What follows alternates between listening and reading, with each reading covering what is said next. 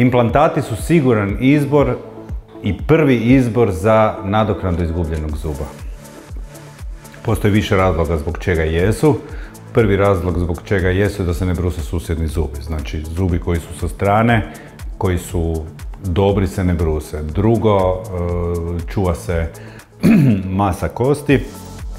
I treće, potencijalno se rješava estetski nedostatak razmicanja zuba koji se tokom godina sigurno desi kad fali zub.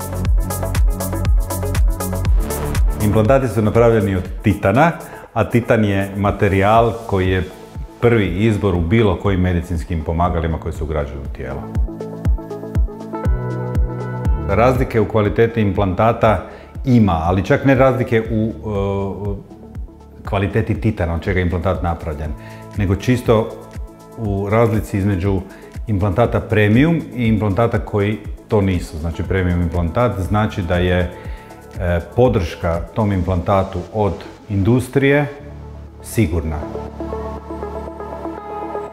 Cijena premium implantata ne bi smjela biti manja od 700 eura, a premium implantat, odnosno bilo koji premium proizvod u stomatologiji, znači da će industrija koja je iza tog proizvoda podržati to što se danas radi i sljedećih 20, 30, 40 godina.